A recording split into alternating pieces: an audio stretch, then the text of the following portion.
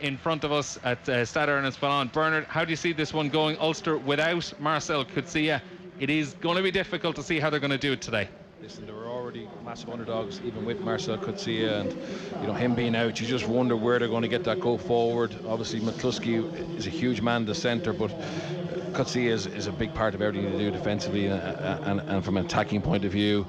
Toulouse started the season quite brightly. They had 13 men up in Claremont and narrowly lost, but scored some great tries, attacking rugby from their own half. And last weekend I watched them against La Rochelle, and I thought they were really impressive. It's great to see them, have this squad back that can compete in Europe, and they're probably the best French club in terms of respecting this competition, and it's very hard to see how they could come unstuck today. But maybe Dan McFarland has a master plan, and Toulouse and Ulster can put it up to them.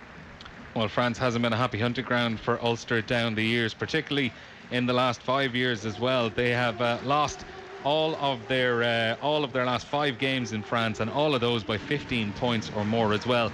You'd have to go back to the 2014-16 season for their last win here in this country against Oyonnax. Just prior to that game as well, they had beaten Toulouse in their last 2 meetings between the sides, both of those coming in December 2015, a 25-23 win when the sides met here in December of that year. And a few of the Ulster players were involved on that day. Alan O'Connor and Stuart McCluskey were involved, while Ian Henderson, captain today, he missed out on that game with an injury. Wayne Barnes is standing in the middle of the pitch. The sides are ready to go. Ulster will be playing from right to left, as you would look at it on your TV screens.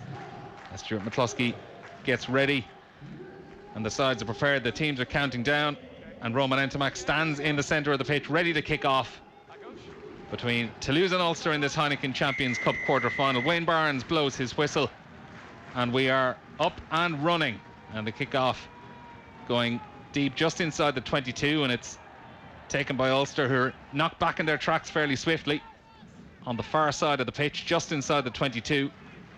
John Cooney prepares to dig the ball out slowly and preparing to kick, and sends it up the pitch towards the halfway line and just puts it into touch, and it's going to be a line out to Toulouse on this far side, 10 metres inside the Ulster half. Yeah, nice and composed exit from John Cooney there. Probably, I think their game plan would be to get it off the field in their 22. Obviously, Toulouse are very good at counter-attack, and they won't want to kick long to that back three, so just using the stand and giving them a chance to defend off a set piece rather than disordered play. Toulouse with an 89% line-out success rate so far in the tournament. Defensively, though, on line-outs is where they have excelled. No team has stolen more than Toulouse, but it's their own throw this time and into Rory Arnold's hands. And Roman Ntamack now. And it's Piero Mavaka crashing up through the middle. Back outside, and a loose pass is picked up by the fullback Thomas Ramos, but he's swallowed by a combination of Marty Moore and Ian Henderson. Another short carry as Toulouse bring the ball inside the Ulster half of the pitch. Now on this near side, Cheslin Colby catching it and just manages to stay inside the pitch. Dupont outside to Cyril Boyle, the loose head prop, and out to Dupont now, and Ntamack and Toulouse are going to spread it. Ulster already have a player down. It's James Hume who's down on the ground receiving treatment, but play is going on, and it's Tolafua who brings the ball 10 yards inside the Ulster pitch, 10 yards inside the far side of the pitch, and going back towards the right side. Strong carry there as Toulouse edge their way up towards the 22, and they're going to spread it out wide, and they come towards this near touchline. Straight out to Cheslin Colby, who cuts back inside. Diving tackle from Stuart McCluskey isn't successful, and Jordy Murphy slips off him as well, only for Alan O'Connor to bring Cheslin Colby down inside the Ulster 22. Johan Uge tries a direct route, but he's stopped, and Sean Reedy tries to get over it, but to no avail. Swing it back out towards the right now, and Toulouse getting very close. Thomas Ramos steps inside 2 tackles, 3 tackles before eventually being brought down. Toulouse just 5 yards out from the try line now. Huge skip pass out onto the far side, and Cheslin Colby steps inside Jacob Stockdale, and Cheslin Colby is over for a try. It's taken just 2.5 minutes for Toulouse to break the scores here, and they lead 5-0, and it is Cheslin Colby with his first try of this year's tournament. Scored 2 last week against La Rochelle also. And that beautiful play by Thomas Ramos to set it all up, stepping inside and inside, breaking 1, 2, 3 tackles. before a looping pass. Antoine Dupont skipping 3 or 4 of his teammates right out onto this near touchline, and Cheslin Colby steps inside Jacob Stockdale and touches down. Toulouse lead 5-0. Yeah, that's brilliant. We saw Leinster lose a quarter-final yesterday. I think missing one tackle. I think Ulster are into double figures already just in that passage of play. And so the last thing you want to do is go to France, an early kick-off. Sometimes the French teams can start slow. And they can become quite frustrated and disjointed, but Ulster conceded a try early doors. They have a serious looking injury to Hume. They're 13, and Toulouse, that was classic from them. And Colby, it's fitting he scored because he was highly involved as they went from left to right to left to right again. And all of them looking to keep the ball alive, all of them looking to use footwork, and a brilliant score, and that's why they're a joy to watch. Thomas Ramos standing over this kick here, just about 1 or 2 yards in from the near touchline, just outside the 22. Ramos kicking 87% so far in the tournament. He's Toulouse's top scorer, 61 points to his name so far across the 6 games. This is going to be a tricky kick though, and he has pulled it to the left and wide. The scores are going to stay 5-0, but a perfect start for Toulouse and trouble for Ulster, as we saw James Hume getting treatment there. And I suppose, Bernard, the problem Ulster have is they went for that 6-2 selection on the bench. Matt Faddy's and Albie Mathewson, the only 2 backs. It does look like James Hume is going to continue, though, but worrying signs for Ulster already. Yeah, absolutely, massively. And if you go 6-2 and you lose it back early, it puts the whole bench on 23 under massive pressure. And you can see Faddy's, he's looking to come on there. But look, at Ulster just need to ease their way into the game now and make sure they just spend a little bit of time into the loose half and get a couple of good defensive sets in. And Billy Burns kicks down into the 22, and it's taken by Antoine Dupont, who's bundled over into touch on the far side of the pitch. Well tackled by James Hume, who still looks in a lot of discomfort. He's holding his right shoulder. But it was a good tackle on Antoine Dupont, who tried to go it alone. Hume had help from Ian Henderson, although that did look like one of those seatbelt tackles from Ian Henderson. Yeah, and that's where we see the initial injury. It was Dupont trying to tackle, James Hume trying to tackle Peter Aki as Toulouse retained possession off the line-out. It was Rory Arnold who flicked it back to Dupont and kicked deep, but only into the hands of Rob Little. And Michael Lowry now gets his hands on the ball for the first time in the game. Ulster 10 yards inside their own half as they go towards the left, and Stuart McCluskey bundles off a couple of tackles before eventually being brought to the ground by Pete Aki as they move it towards this near touchline. 10 yards inside their own half. John Cooney picking and passing it out now, and that was a nice little switch play inside. Jack McGrath into Marty Moore.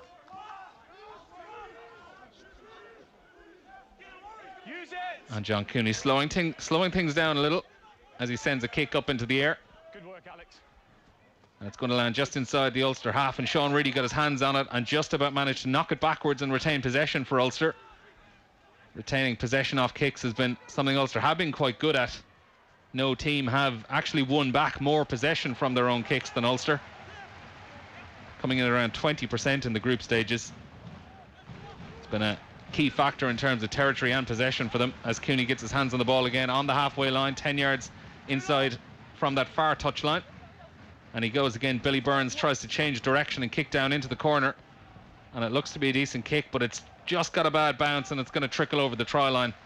And Toulouse are slowing things up. Johan Uja takes it into his hands, and he's just going to wait for the pressure to come before eventually just walking out over the in-goal area, and it's going to be a 22 for Toulouse. Yeah, good kick from Burns there. Obviously just trying to keep the wingers back by kicking in behind him. Unfortunately, just a trajectory carried it over the dead ball line rather than into touch, which he was targeting. But I think for Ulster to do well, they need to get the ball into Stockdale and Little's hands and Michael Lowry. They can't try and play the power game, playing off 9 too much, because they're just not big enough to do any damage to Toulouse. And it's kicked long and deep into the hands of Billy Burns, who sends a Garryon up into the air, and it's going to drop just outside the 22 as Roman Entomac did very, very well under the challenge of Michael Lowry, and Entomac retained it. And Dupont now sends it out to Charlie Faumina, a huge 50 cap All Black, as they bring it back now into their 22. And Thomas Ramos drives it straight down the pitch, straight into the hands of Rob Little, who's carrying it now up towards the halfway line, jinking to the left and right, but in the end it was tackled easily by Francois Craw. And John Cooney now sends it short pass to the right to Jordy Murphy. And Ulster slowing possession down again. Rob Herring coming in just to offer Cooney a little bit more protection for the box kick.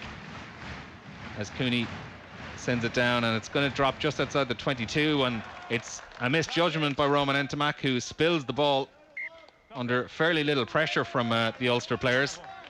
And a chance now for Ulster. Scrum just outside the Toulouse 22, right on that far right touchline.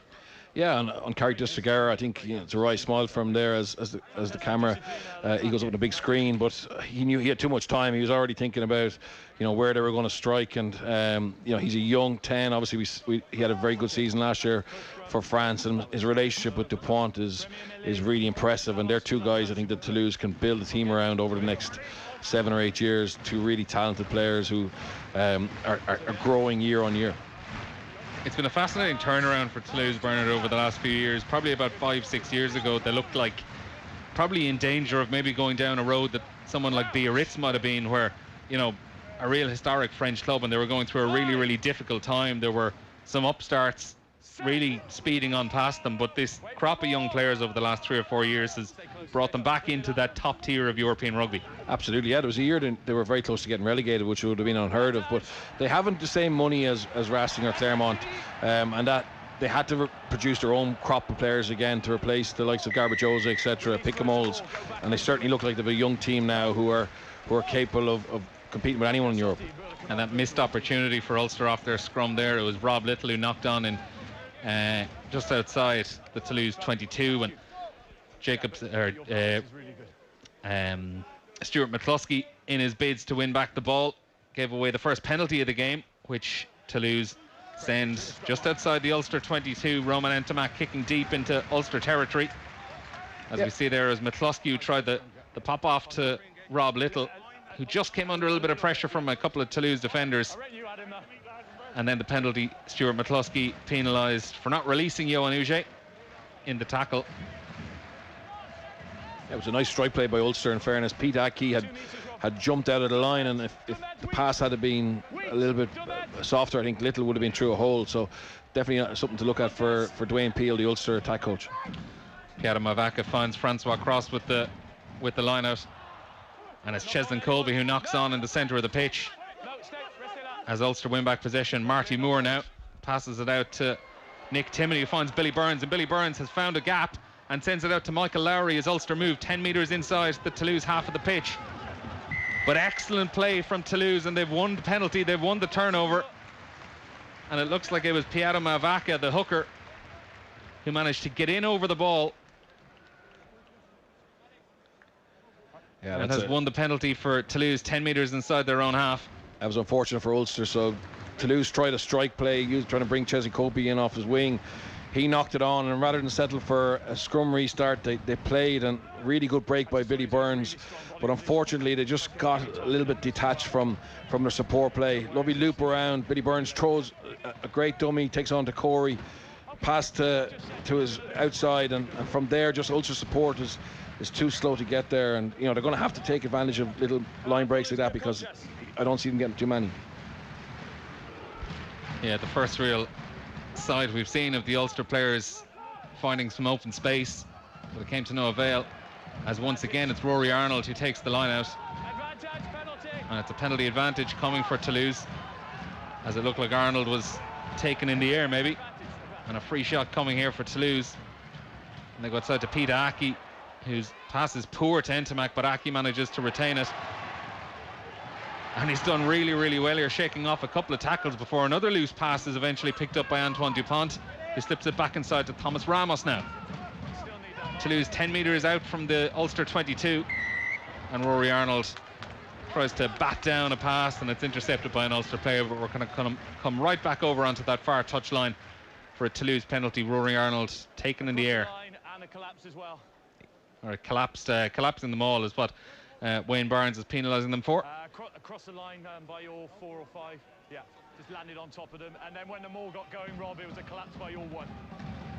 Yeah, so you could hear Wayne Barnes just explaining to Ulster there what the penalty for was. Actually 2 offences. Like they threw Ian Henderson across the line out, and he ended up landing over the other side, but also then they collapsed it. And you know, you just can't give them easy, soft penalties like that. If you lose the ball on the line out, you can just see it here on the replay on the big screen. Just too soft, ill-disciplined.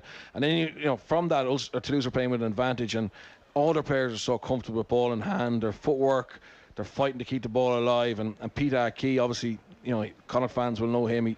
He had a season in the west of Ireland. Very talented players, had a lot of injuries, and has come over to Toulouse and has really made a name for himself in the French league. And he stung Connacht as well a couple of times during the pool stages, scoring in each of their meetings in rounds 2 and 5. And Thomas Ramos has elected to kick this penalty. He's just outside the 22, over towards the far touchline. Ramos, who missed his first conversion after Cheslin Colby's try. And this to make it 8-0. And that looks a lot better, straight between the posts. And Toulouse are leading Ulster by 8 points to 0 here at Stade Ernest-Fellon, with around 15 minutes played so far. Yeah, Ramos is a brilliant goal kicker. He came through the Toulouse Academy, but they sent him on loan for a year to a club called Colombier, which wouldn't be far away. He didn't have to move house, could just train with them, played in Pro D2. I think he played 80 minutes of every game and just got used to goal kicking in a league which is obviously very difficult in Pro D2. And then he's come back to Toulouse and he's found a role as a consistent starter and a great goal kicker. Great goal kicker, but also a very exciting player as well, leading the team throughout this Champions Cup campaign in both carries and meters. Very, very exciting player. And once again, Ulster kick it straight down the middle of the pitch to Dupont, who manages to step inside Jacob Stockdale. And Antoine Dupont now is sprinting up towards the halfway line into 10 metres inside the Ulster half. And he's got around Billy Burns, and Dupont is still going and tries to flick the pass back. And in the end, it was John Cooney who just about got the ball out of play. But Antoine Dupont, how did he get straight through the middle of that pitch, right up from his own 22 to inside the Ulster 22? Huge let off for Ulster there, and probably through their own making, Bernard. Yeah, that's terrible. I mean, you just could see the 3 points, and you kick long, you kick to the 9, and then you don't get your kick chase right. And what pace he showed. I mean, and he also did brilliantly. As he was being tackled in the touch, he just had the wherewithal to throw a pass off Billy Burns that means Toulouse now have the line out. And he's actually one of the guys who didn't come through the Toulouse Academy. He was formed, as they say in France, in Castres, but Toulouse paid a big transfer fee for him to bring him to Toulouse, and you know, he's someone who's so exciting to watch. He is, and we didn't get to see too much of him since the World Cup, in a Toulouse jersey at least. He just managed to play a couple of games in the pool stages, and I think struggled with a couple of injuries just after the World Cup, and by the time he was fully fit again, he was straight back into French duty. But he is an incredibly exciting player, as we've said a couple of times already. And it is Toulouse with the line-out just inside the Ulster 22, as we mentioned. Dupont managing to throw that ball backwards. Didn't have a teammate anywhere near him, but just managed to flick it off John Cooney in time for the ball to go out of play, and Toulouse to have this line-out. And once again, Rory Arnold standing right in the middle of the line-out. He's pretty much been Pieta Mavaka's sole target so far. Arnold, whose brother Richie is also playing with the club, the Australian international. Wayne Barnes trying to sort things out, and Matt Faddies is coming in now for James Hume, who hasn't been right ever since picking up that injury just prior to the Cheslin Colby try. Yeah, and I think, Neil, the referees reversed the line out, so it's actually an Ulster ball. Oh, yes. They judged that Dupont's foot was on the line as he passed it inside, so and Ulster won a penalty from the line out, so it's an easy chance for him to exit. Brief relief for Ulster, and it looks like Billy Burns is also going off.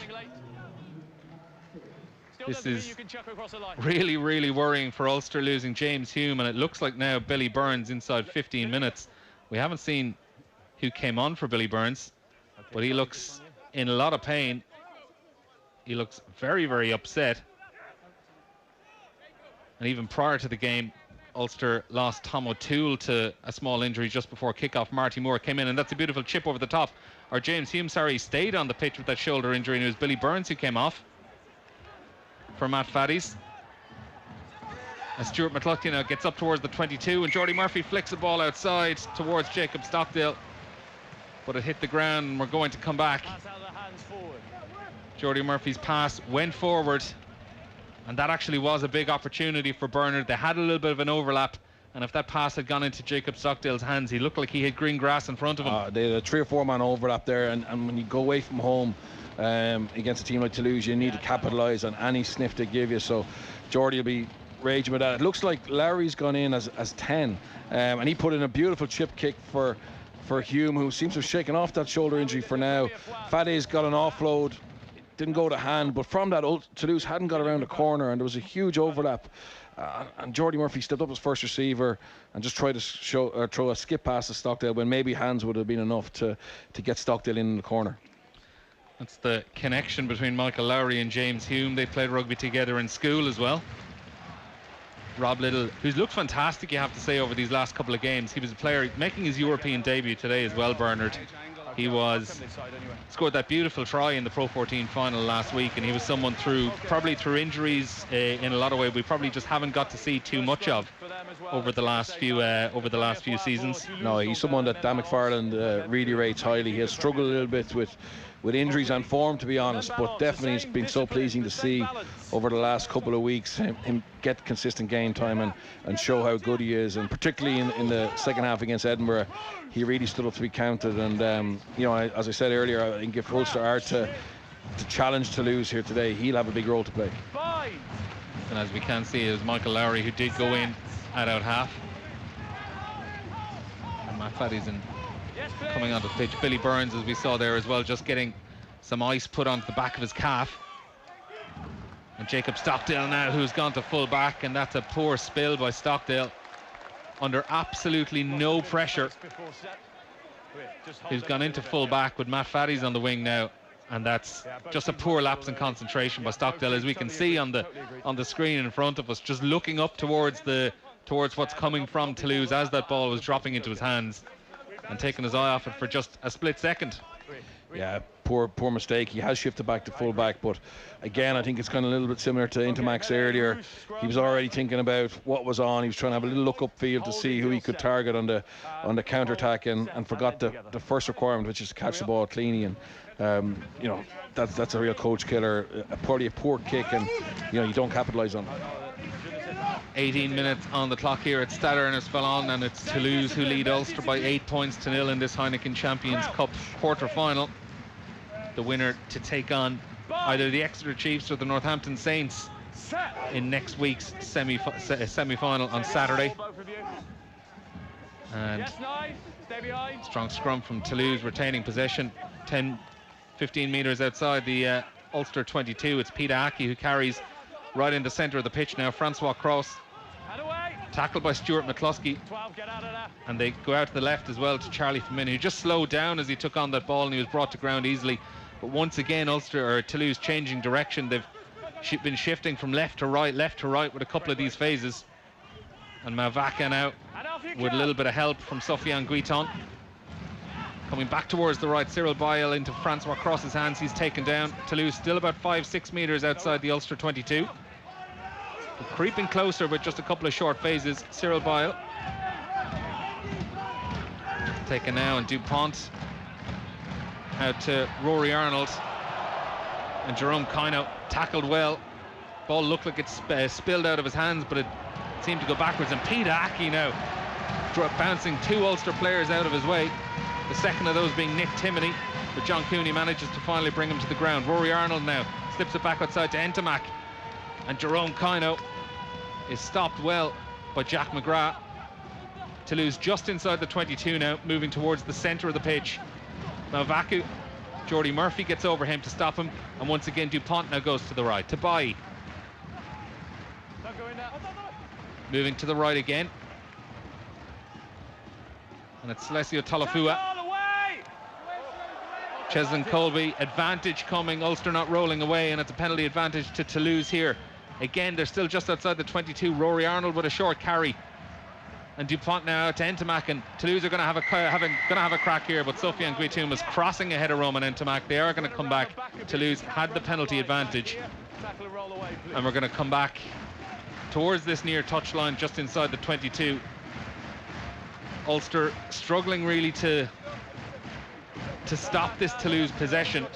Toulouse happy enough to just go through the phases and switching play from left to right, but another penalty and another chance potentially, Bernard, for Toulouse to extend this lead to 11. Yeah, it's a very kickable penalty. It's on the wrong side for Ramos, but he just peed at Key. I mean, he's so strong. And the frustrating thing from an Ulster point of view, or worrying thing, is Toulouse seem to be just doing everything at 80%. It's only every now and again that someone puts massive pace on the ball. And as you said, they chop and change what side they're going, and that's going back to the Guy Noves philosophy, where if you go forward, you go the same way. If you get stuck on the gain line, you bounce back. And you know, from a defensive point of view, you're happy that they're going back and forth because it means they're not going forward, but their footwork is allowing them get momentum again. They look so dangerous, and Ulster are just clinging on here barely. They are, and it's, to be honest, it's slowly getting out of reach for them. 21 minutes on the clock and a chance for Toulouse to go 11 points in front. Il y a un stoppage après 20 minutes pour le Toulouse. And Ramos now probably 15 metres in from the touchline. And just outside the 22, a relatively straightforward kick for a player of his calibre.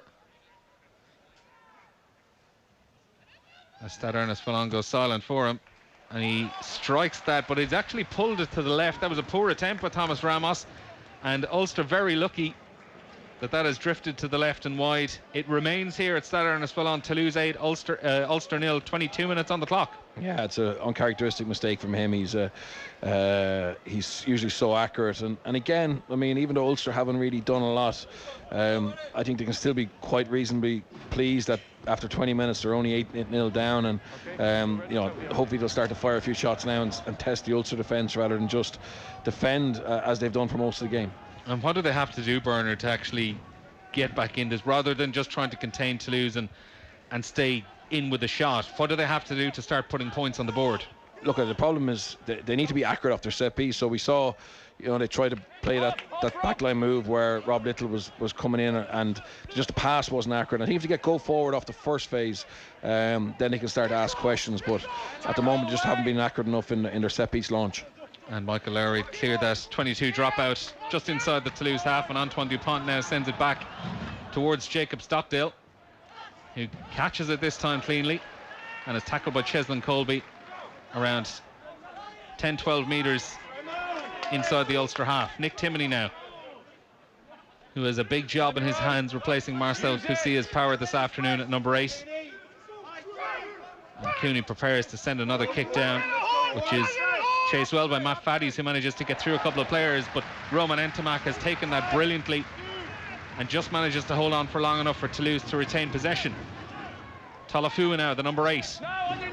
Toulouse 10 metres inside their own half towards this near touchline. Antoine Dupont preparing to kick and just takes a little step too long and gets caught between two minds, and Stuart McCluskey swarms over him, and Toulouse very lucky to retain possession here. Cheslin Colby standing in a scrum half with Dupont down on the ground. And it's Joe Tikori who's knocked back a couple of yards. And it's a penalty for Ulster with obstruction. Charlie Famina is the man being pointed out for it. And a first real chance for Ulster to try put some points on the board. It's probably a long way out, 40 metres out towards this left touchline. Bernard, are they going to go for the corner or go for the post? Oh yeah, I think Cooney will have a shot at this. You know, away from home, just settled everyone down, get scores on the board, and he just saw the mistake. It came from a mistake with Dupont. In fairness, it came from good pressure from McCluskey. Dupont thought he was going to get blocked down, and Dupont at the last minute bottled the attempted box kick, thought it was too risky, and from there just Toulouse were a little bit at 6s and 7, and Charlie Fuima obstructed on the right hand side of the breakdown. And John Cooney has elected to kick. Ulster's first chance at points on the board, 24.5 minutes on the clock here, where they trail 8-0.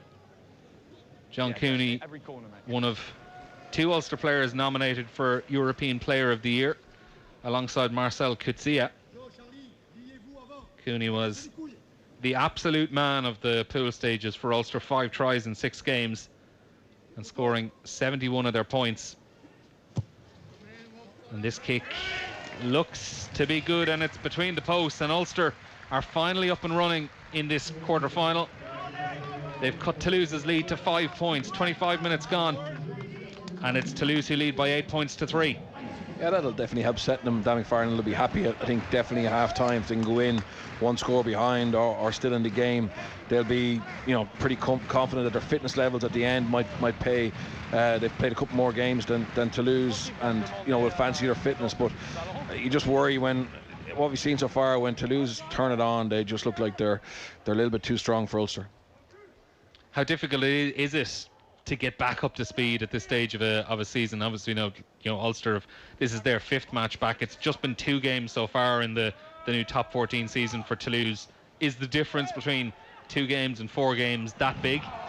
It's absolutely massive, and also, I mean, there's been some rotation over those 2 games. Generally, it takes 3 or 4 games, of 60 minutes at least per game to be up to match speed, and that's in a normal pre-season when you've had time together. Let's not forget that these players, they were doing a lot of their pre-season under restricted guidelines in terms of what they could do. So I think some of the rugby that we've been served up across all the leagues so far is testament to the professionalism and dedication. But definitely these teams are all going to get better as the months go on.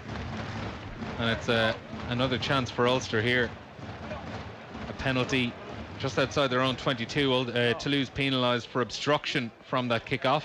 Or no, it was Sofiane Guiton, who just took Nick Timoney before he had the ball. He's walking away smiling. It was a fairly black and white penalty, I think, Bernard. Yeah, very sloppy. Didn't have his eye on the ball, just took the guy out, and just starting to lose a little bit of focus now, and starting to, it's a 4 pass, but he got away with it, but starting to give Wayne Barnes some really easy penalties to give away. Yeah, and Ulster just about managing to hold onto possession there, 10 metres inside their own half. And over the last few minutes, starting to put together a little bit more possession as well. It's been pretty much all Toulouse with the ball in hand so far. 69% possession to 31 through this opening 27 minutes, and 70% plus territory. So more than 70% of this game played inside the Ulster half. Toulouse having the ball now, though, just inside their own half. Dupont giving himself a few more blockers this time before his kick, and still comes under a lot of pressure from Alan O'Connor. But he manages to get it away and into the hands of Jacob Stockdale, who's 10 metres inside his own half here before he's taken down. Around 10 metres in from that far touchline as well, in between the train tracks of the line-out. Cooney rolling the ball back, preparing to kick himself. Ian Henderson offering a little bit of protection, and Rob Little chasing this one up, and it's going to land about 10 metres inside the Toulouse half of the pitch, and it was taken by Thomas Ramos, but Rob Little put him under some very good pressure and almost got him into touch. But Ramos did quite well to just stay in field before the ruck is set up. And some back and forth with kicking here. Dupont preparing to send another box kick down towards John Cooney, or down towards Jacob Stockdale. And it's Stockdale who takes again, and this time he sends just a little chip up through the middle of the pitch, and the bounce just gets away from him, and Rory Arnold, or Jerome Kino, managed to just flick the ball away before he's taken to ground by Alan O'Connor. And Dupont now on this right side of the pitch, and Roman Entomac with a no-look pass inside, but he gets lucky. It went to nobody before eventually one of his teammates got his hands on it. And Ramos now standing in at scrum half. Okay, just stay there. Just stay there. After Dupont, it was Dupont who picked up that ball, that loose pass. And Ramos finds Mavaka, who sets up another ruck. Let him go, please. Okay, and use it. Another kick coming here. A lot of kicking so far in this opening half hour of the game. Both sides fairly liberal with the boot, and Michael Lowry takes that ball well under pressure from Cheslin Colby. Ulster 10 metres inside their own half, and Toulouse counter-rucking, and they think they have it. And it was held up, and Toulouse are going to be credited with possession with this scrum. Good counter-rucking there from the French side. Yeah, and again, Ulster just need to get there earlier. They're slow to get to the support. Michael Lowry, he's a guy who likes the counter-attack. He's got great feet, does really well in the air, and he's just trying to get away from trouble there. Good chase by Takori, and yeah, the Toulouse number 8. He gets on the ball. I think he's probably unlucky not to get a penalty there. I think he had rights to that ball, but Toulouse will definitely look to do something exciting off this scrum. It's a great position with a 15-20 metre blind side, and Cheslin Colby here to keep Matt Fades occupied. Yeah, so the scrum just outside the just 10 metres inside this Ulster half of the pitch, but a lovely platform, probably around 20 metres in from this near touchline. So there's enough of a blind side that's going to tempt them, and it has to keep Ulster wary as well. Scrum's probably 50-50 so far. Yeah, they have. Relatively clean ball being in and out, and it looks like once again we're going to have it. Taillefer now to Dupont, who puts a little grubber through, but Matt Faddy's just puts Colby under enough of pressure to slow him down. And Lowry finds Jacob Stockdale, who's going to go around the outside up towards the 22 and sends a left-footed kick straight down the throat and into the Toulouse half, and it's Thomas Ramos who's going to counter-attack and brings it 10 metres inside the Ulster half of the pitch. And it's a penalty to Toulouse. Jack McGrath, who's penalised for not rolling away. And this looks like a potential gimme 3 points for Toulouse, Bernard. Straight in front of the post, just inside the 10-metre line for Ulster. Yeah, Stockdale mixed the good with the bad in that incident. He got away. Toulouse tried to put the ball into the corner. Lovely little grubber kick through from Dupont. And Stockdale, he beats Cheslin Colby, gets a little bit of daylight. And this kick just needs to go long left down the field. Unfortunately, he kicks it down the middle to Ramos.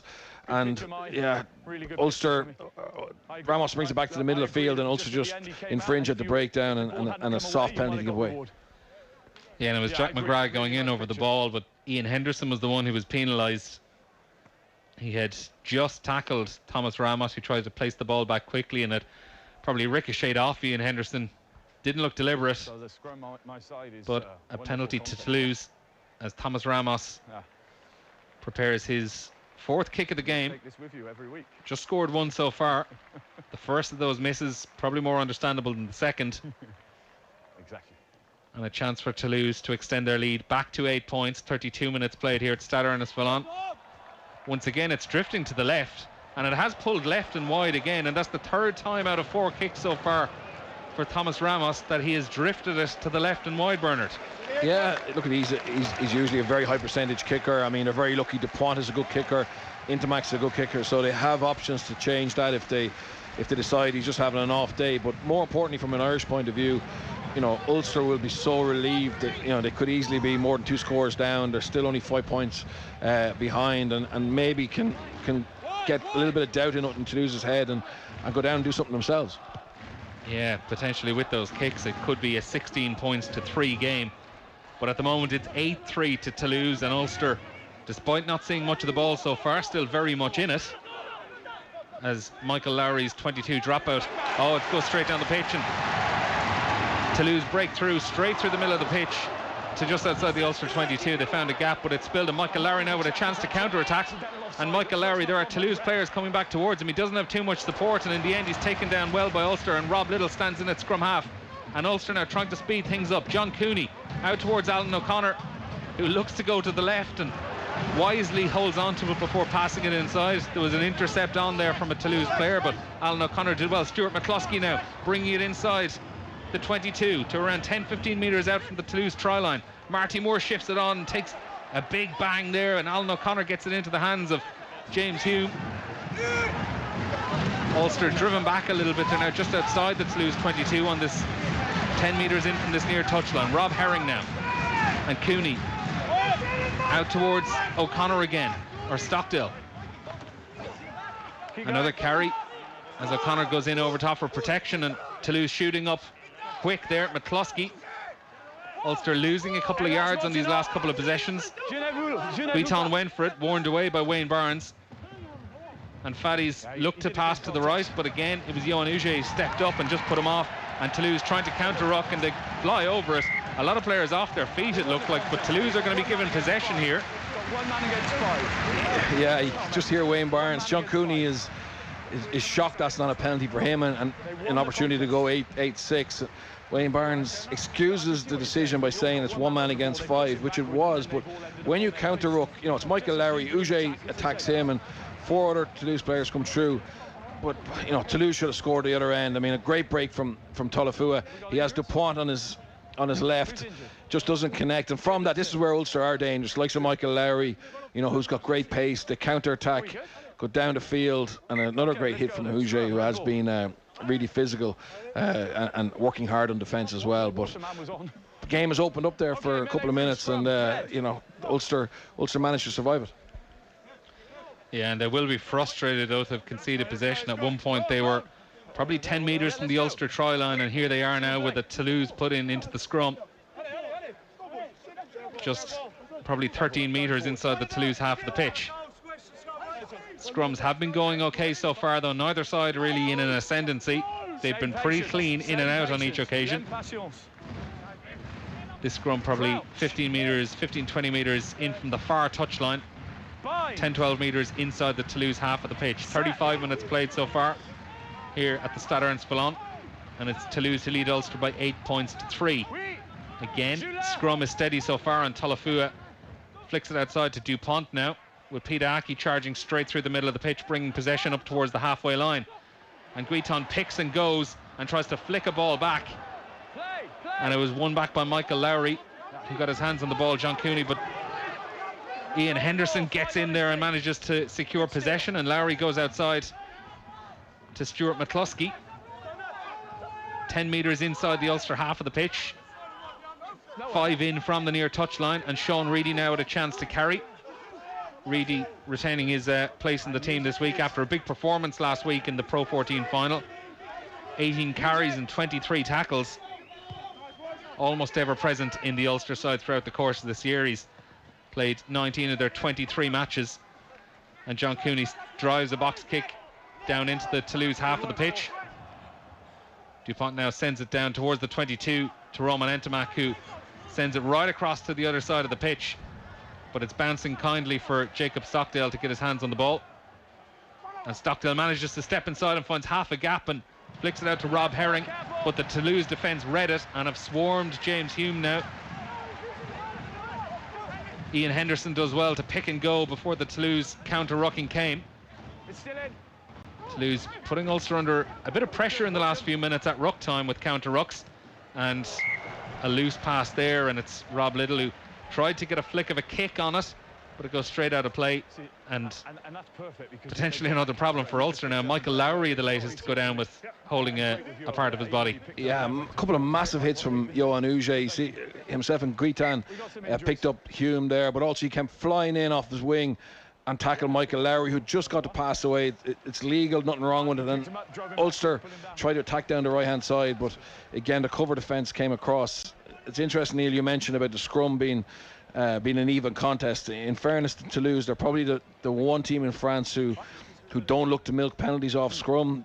Both their props, Cyril Boy and Charlie Faumima, are more comfortable, or one of their strengths is their play around the field. They're very good scrummagers, but their philosophy is, you know, at scrum time we want to be able to get our backs into the game, rather than a lot of top 14 teams who use it as a source of weapons, like for winning penalties, like Saracens did yesterday.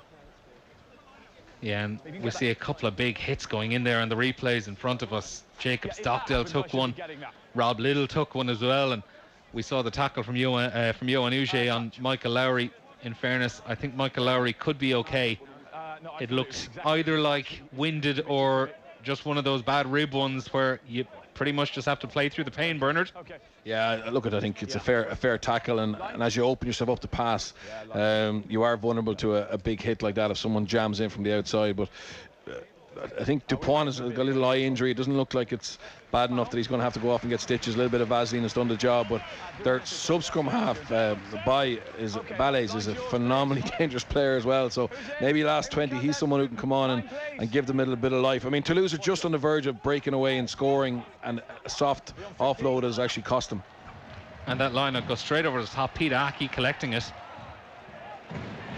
after it cleared the 15-metre channel. Dupont, now who stayed on the pitch, flicks it inside to Guiton. Back to Rory Arnold, who's tackled by McCluskey. Toulouse just outside the Ulster 22 as they begin to step up possession and go through the hands, and Faumina carries it up towards the 22 now on this right touchline. Dupont to Bailly.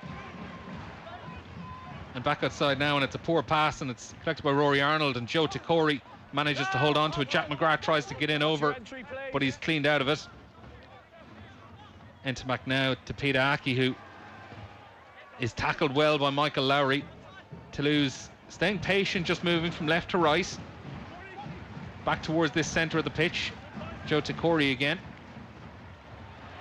And that's a beautiful flick out from Tikori.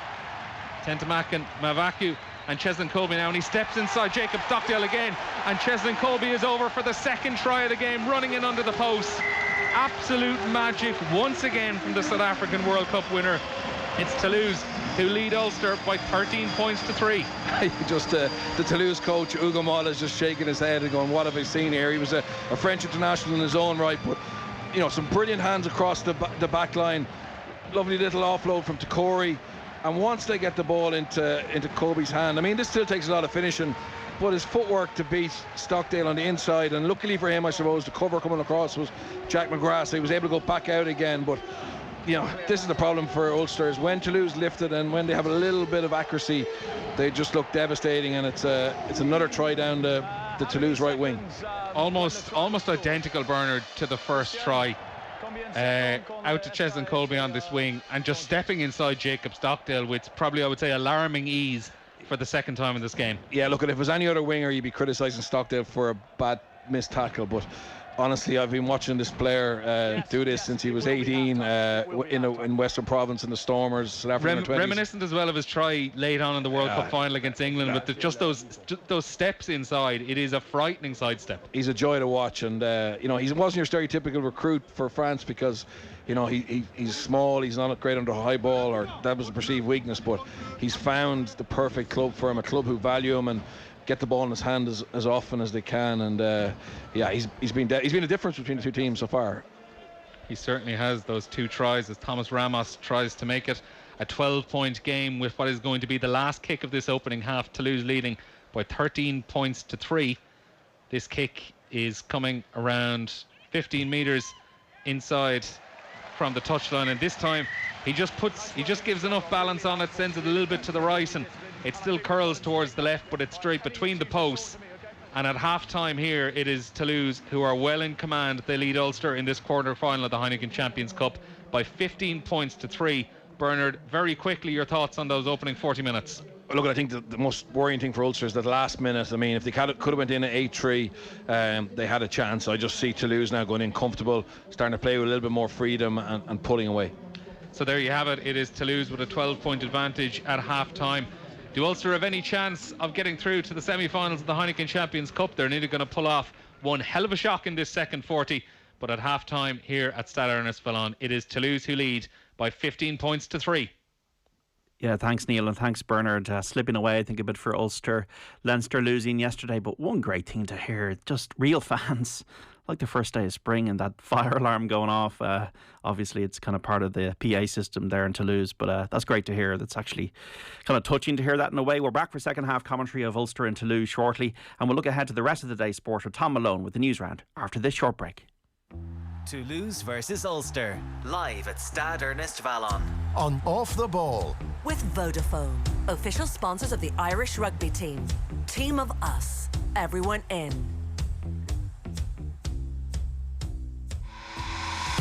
This weekend on News Talk, we're getting involved to help raise funds for the annual Hospice Coffee Morning Together with Bewley's on Thursday, September 24th. Learn more and find out how to donate to your local service at newstalk.com/coffee. This is Air Gigabit Fibre Broadband, a faster, stronger, more reliable connection.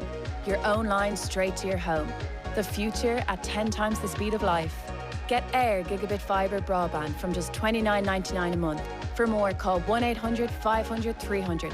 Go in store or visit air.ie. Air, let's make possible. Subject to availability. Pricing refers to Air Gigabit Fibre 150 meg. For full terms and conditions, go to air.ie/gigabit fibre. Antonio Dominguez is an ordinary man with an extraordinary talent. The fastest piano key hitter in the universe. 824 key hits in under 60 seconds. Bravo, Antonio. Your obsession with speed has led to something extraordinary, and so has ours. Ireland's fastest broadband network has just got even faster. 1 gig broadband from Virgin Media, now available to 97.5% of our network. See virginmedia.ie. Virgin Media. Bring on amazing. Subject to location and availability. T's and C's apply. Ireland's fastest broadband network based on analysis by Ookla of speed test intelligence data Q1 to Q2 2020. See virginmedia.ie/proof. I hear you some wiring needs a fixing, ma'am. The name's Buzz, on account of my work. No chance. Not all cowboys ride horses. All safe electric registered electrical contractors must give you a certificate of completion that shows their work meets approved standards. Find one nearby on safeelectric.ie. Moving your IT system to the cloud could sound like this. But with SaveNet, it will sound more like this.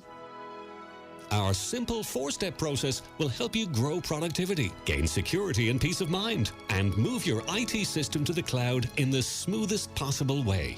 So let SaveNet help your business to work smarter in the cloud. Visit SafeNetSolutions.com for a free bespoke IT review. ISO certified. Terms and conditions apply. At Harvey Norman, we've got the latest range of Chromebooks for heading off to college. Get the Asus Chromebook C523 laptop with free built-in virus protection and all the apps you love, like Microsoft Word and Netflix, available on Google Play Store, only €349. Or buy any laptop over $799 and we'll give you up to €300 cashback. Shop in-store or online at Harvey Norman for our best prices on must-have technology for heading off to college. Home sweet home. Maybe it's in the middle of town or the middle of nowhere, or maybe you haven't found your home just yet. That's why our Bank of Ireland mortgage specialists cover the length and breadth of Ireland to meet you at a time that suits you best. Meet us in branch, in a coffee shop, or even in the little slice of country you call home to chat about your personal mortgage plans. Anywhere, anytime. Bank of Ireland. Begin. Lending criteria and terms and conditions apply. Security and insurance required. Over 18s only. Bank of Ireland Mortgage Bank, trading as Bank of Ireland Mortgages, is regulated by the Central Bank of Ireland. Gary O'Toole was the greatest swimming prospect Ireland has ever produced, until he discovered his coach was a paedophile. In this week's Sunday Independent, the former Olympian talks exclusively to Paul Kimmage. And don't miss Shane Ross on his encounters with John Delaney's FAI. With no end in sight to the COVID crisis, Ali Brecken investigates Ireland's anti-mask movement. And in Living, Doireann Garrahy talks about grief and love.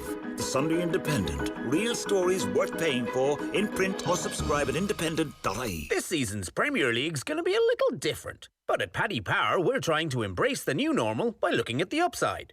Avoid unnecessary journeys? That's Fulham's trip to Anfield off. Fake crowd noise? The Emirates has never sounded so good. Avoid European travel? Shouldn't be a problem for Everton fans. Stay at home? Spurs fans haven't left anyway since that documentary came out. When you think about it, not that much has changed, really. New normal, same old football. Paddy Power. Need help? Contact gambling.care.ie 18+. Afternoons are easy with insuremyvan.ie, Ireland's low-cost van insurance specialist. Get your business back on the road with Insure My Van's best price guarantee. For super savings, visit insuremyvan.ie. City Financial Marketing Group Limited, trading as insuremyvan.ie, is regulated by the Central Bank of Ireland.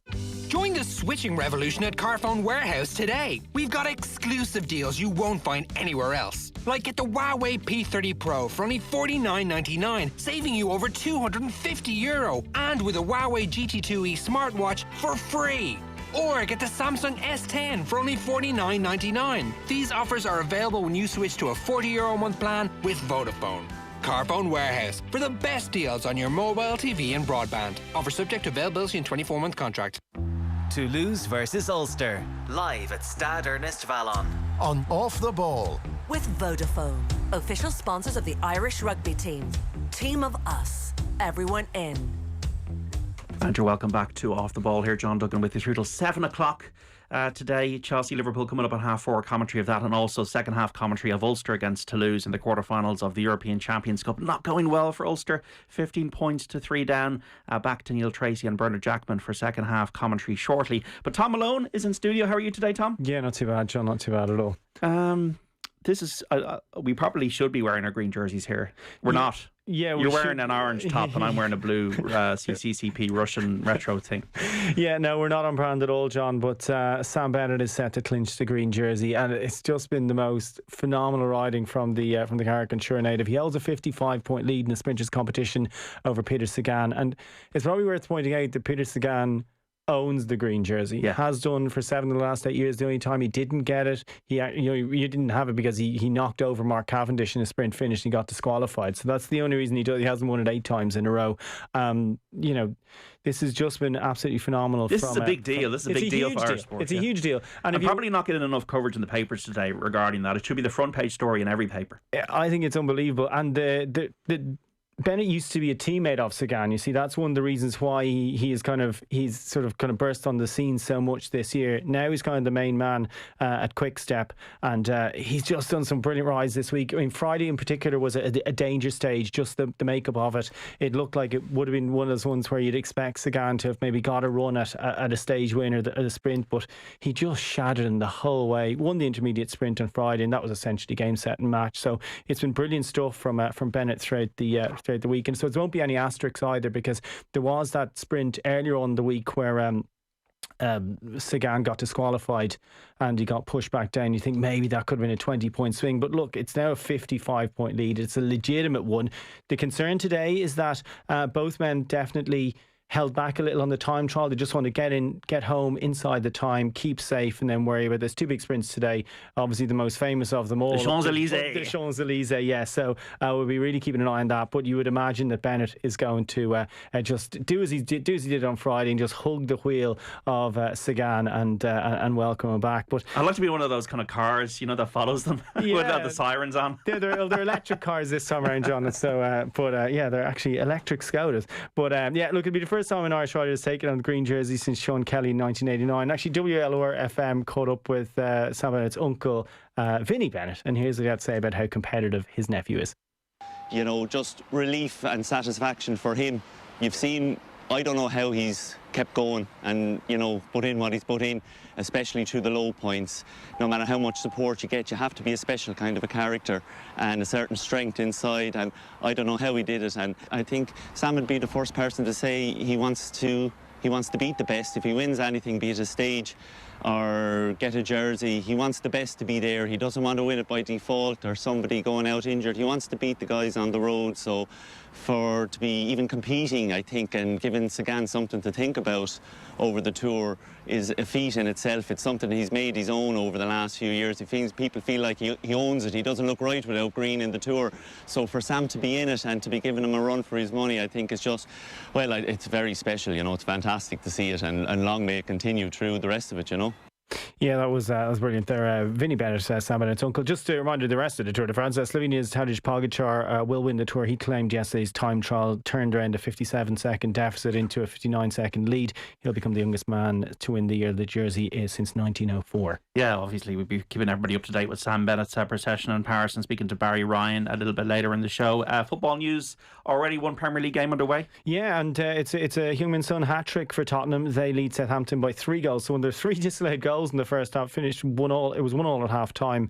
Danny Ings with the goal for Southampton, but Sung Min Young hat-trick has done the business. And Dele Alli left out of the Spurs squad again, and I think he's on the move. Some speculation linking him with Paris Saint-Germain, but with Bale coming to Spurs, doesn't look right for Dele Alli. I've only watched one episode of All or Nothing, and already Jose was speaking to Dele Alli. That's like a year ago, so not looking good for Dele. Yeah, it really isn't. And I mean, what next for him? It's kind of classic Jose Mourinho tactic here to fall out with a big name player, isn't it? But Gareth Bale's on the way in though. The big one live here on Off the Ball on News Talk 4:30. Nathan Murphy and Kenny Cunningham describing Chelsea and Liverpool. Yeah, very much looking forward to it. Chelsea welcoming the champions to Stamford Bridge at 4:30 today. Liverpool manager Jurgen Klopp though says he's not expecting to run away with the Premier League title this season. Liverpool, of course, on the way to Stamford Bridge today. Klopp expects the signings Chelsea have brought in during the transfer window to make a big difference. I don't expect a points gap between us and other teams or stuff like this, and so it's 100% clear that they will close gaps, and I think the transfers show their own ambitions, and now they brought the players together. Yeah, meanwhile, at 2 o'clock, by the way, Newcastle are up against Brighton. With team news there for us is Stephen Goldsmith. No changes for Newcastle following their win at West Ham. While that isn't surprising, it means no place for Ryan Fraser, who scored the winner for them midweek in the League Cup. Callum Wilson and Jeff Hendrick, who both scored in that West Ham game, make their home debuts. One change for Brighton. Adam Lallana is only deemed fit enough for the bench and is replaced by Aaron Connolly. That's your team news for Newcastle against Brighton. Yeah, and just a reminder as well that Hendrick there and Connolly both starting. Leicester, meanwhile, of course, facing Burnley at 7 o'clock this evening. Oh, the US Open is going to be very exciting tonight. Matthew Wolff, hungry like the wolf, 21 years of age. Like no fear, 5 under par. Bryson DeChambeau, the scientist, 2 back, and Rory not out of it. Yeah, not out of it. Ken James Starlies in 7th place, 1 over par going into the final round at Wingfoot, 6 shots off that lead held by Matthew Wolff. Like I said, Wolff 5 under par, Bryson DeChambeau 3 under par, and they're the only. Louis Vestes and then a 1 under par. Then you got Matsuyama and Xander Schauffele, Harris English all level par with McIlroy next on 1. I just want to be brutal. I just wanted to be brutal, hacking out a rough. Yeah, they're all just struggling. It depends what way the wind blows, I guess. I mean, you saw sort of day one, no wind. I want it to be a massacre, Tom. Blitzing them. Yeah, well, I mean, if the wind picks up at all, it will. Rory's not out of this. Like, it's strange. 67, 68 and a 76 in the middle of that. Yeah, the 76 is the real outlier there, isn't it? Of all the players in the top 20, only himself and Justin Thomas have one score that ugly on the card. So, look, he has the game, and it's just for the first time as well. He started a major with a decent score, so he's not immediately. Obviously, that 76 in the second round is dreadful, but we'll see. We'll see how we go. It's he'll be out around 6:30. 6 years since Rory last won a major. He's definitely capable. Definitely has the talent of doing it, and hopefully, fingers crossed that he will. GA news? Yeah, just a little bit of news. The Donegal senior football squad have gone into isolation after one of the panel tested positive for COVID-19. Meanwhile, the Galway senior hurling club final between St Thomas and Capitagal has been postponed after a positive test, while plenty of other county finals on across the country today. And racing to finish? Yeah, the Harvest Festival, the famous Harvest Festival at Listowel gets underway shortly. 1:35 the first in the card from there. Of course, a week-long festival where the going is good. And including the Kerry National as well. Thanks so much, brilliant. Tom. And we'll speak to you a little bit later on. Let's go back for second half commentary now of Ulster against Toulouse in the quarterfinals of the Heineken European Champions Cup with Neil Treacy and Bernard Jackman. It is 15-3 in favour of the French club. Neil, is the door closing on Ulster's chances? It's certainly closing, John, and they're going to have to absolutely batter it down, you'd suspect, if they're going to overturn this in the second half. We did have one, I suppose, minor enough shock yesterday when Saracens beat Leinster in the quarterfinals at the Aviva Stadium. Bernard, it would be probably that and 2 or 3-fold if Ulster were to turn this around in the second half. Yeah, it would be, and in fairness, Ulster's form probably hasn't been good enough. I know they'll try and take heart from the last 20 minutes against Edinburgh, but realistically they haven't looked themselves. They haven't come back out of lockdown in prime condition, and it would be a huge surprise if they were to pull something off. But having said that, the way Toulouse play, they do give you opportunities. They're a little bit loose with the ball, and if Ulster can score next, maybe a breakaway try, maybe an interception or a knock on in contact that they go the length of the field, potentially get back into it. But it's I'd say it's very unlikely. And it is Toulouse or Ulster who are going to restart us in this second half. Both teams ready. Wayne Barnes with his hand up in the air, whistle blown, and Michael Lowry kicks it straight down the middle of the pitch towards Antoine Dupont, who knocks on, and it drops into the hands of Jerome Kino. Was he in front of Dupont when he caught that after it was spilled? Wayne Barnes says no, and Toulouse retain possession and kick straight back down into the hands of Michael Lowry, who's 10 yards inside his own half. Has Jacob Stockdale as a runner and kicks up towards the Toulouse 22, and Stockdale waits until Thomas Ramos comes to ground and brings him to the floor. Toulouse probably midway between the centre spot of the pitch and the far touchline as they get it out to Jerome Kino. And Antoine Dupont preparing to send a box kick down the pitch like he has so many times already in this game. Both teams using the box kicks a lot. Michael Lowry takes that though and sends it back to Matt Faddies, who came on in the first half in place of the injured Billy Burns, and sends a long kick, fairly benign kick, straight down towards the near touchline and just outside the 22, and it's Thomas Ramos who collects and brings it up towards the halfway line. And Charlie Faumina stopped well though by Jordy Murphy there. And Entomac tries to send a deep kick down into the Ulster 22 on this near touchline, but it's picked up easily by Rob Little, who has all the time in the world but doesn't find touch, sends it straight back down just outside the Toulouse 22. And another kick coming back towards Ulster. This time Cooney collects it well, and it's Ramos who gets in on top of him with a tackle. And is it Johan Uge who tried to get in over the ball? It was, but Cooney managed to get it back towards Ian Henderson, who stands in as a scrum half and finds Sean Reedy.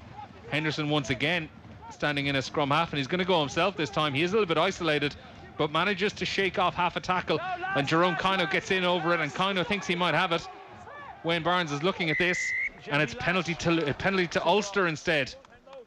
Jerome Kino, or Joe Tikori, I should say, penalised for going off his feet, and a chance for Ulster to clear the lines, and they are going to make a substitution here, and it's Matty Ray, who turns 27 years old tomorrow, who's coming onto the pitch wearing number 23. And he is going to replace Nick Timoney. Timoney, who was probably given a fairly tough task. He runs straight down the tunnel. Yeah, the way Timoney ran out in the tunnel there might be for blood or a HIA, but yeah, Matthew Ray comes on. He's a talented youngster, 27 now, but he'll have to have a big impact on this game. Fairness to Toulouse, they're going hard after the breakdown. They have got reward from that from Wayne Barnes, but the last one they just didn't release. And in fairness to Wayne Barnes, he's speaking to him in French, but just they didn't get their cues right and gave away a penalty. Yeah, and Ulster couldn't get their Rob Herring couldn't find his man in that line-out. It was Toulouse who turned it over.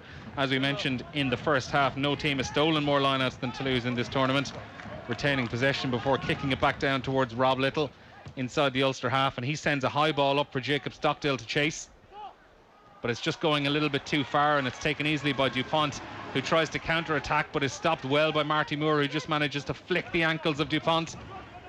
And Tikori now with a hard carry as Toulouse get up towards the halfway line. Cyril Boyd tried to get it, but actually just went without the ball by mistake.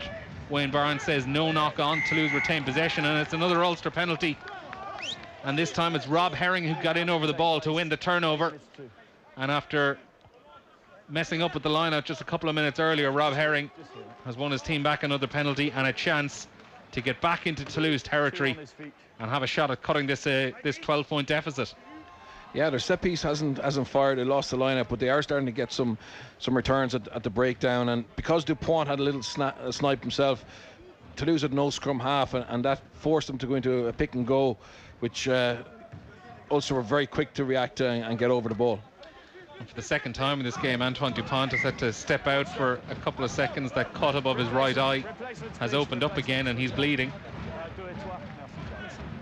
In the first half, he also had to receive treatment for it. It was Alexi Balles who was about to come on before being sent back into the stands, and we have a couple of changes for Toulouse here. On comes Julian Marchand and Dorian Aldegheri in place of Charlie Faumina and the hooker Piero Mavaca. So Toulouse making their first changes of the game. Julian Marchand, he's played every game so far. Scored a couple of tries in the pool stages, as well as Ulster do win possession off their own line at this time. Stuart McCluskey crashes up in the centre of the pitch towards the 22. And Rob Little is picked up and dumped back a couple of yards there by Sofiane Guiton, who comes in over the ball. But Barnes says play on. Ulster managed to retain possession. Marty Moore now as they go back towards the right. And a second penalty in quick succession for Ulster just outside the Toulouse 22. It was Julian Marchand straight onto the pitch, and his first action was to give away a penalty. But this is better by Ulster, Bernard. Yeah, it is, and they're not doing anything exceptional. They're just being patient. They're looking after the ball a little bit better, and they're starting to clear out past the ball, which is making the Toulouse tackler more obvious to Wayne Barnes, and he started to pick up on it. So, you know, it's kicked to the corner now. We haven't really seen their line-out maul yet, but if they could do something here, could just get themselves back into the game with a strong line-out maul or something around the fringes. 45 minutes gone here, and Michael Lowry sends that penalty straight down into the corner, just 5 metres out. Closest Ulster have been to the Toulouse try line, you'd have to say, as Rob Herring prepares to throw to the line-out.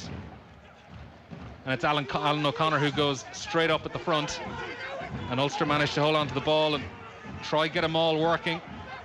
Drifting back towards the blind side of the pitch, but they've been knocked back a couple of yards, and the ball spills out the back, and Cooney does well to get it into the hands of Stuart McCluskey. Ulster 5 metres out now as they come in around the corner, and it's Matty Ray just on as the substitute. Cooney again, Ian Henderson with Rob Herring helping out over the top. And again they're going around this corner to the right. Marty Moore was there, but it was Sean Reedy who took it. Moore is going to go in as support, and Joe Takori gets in over the ball, and Joe Takori has turned it over and won a penalty for Toulouse.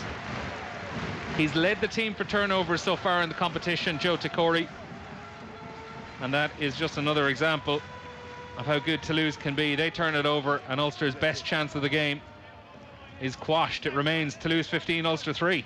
Yeah, massive turnover from Takori, 36-year-old. He retired from international rugby last year.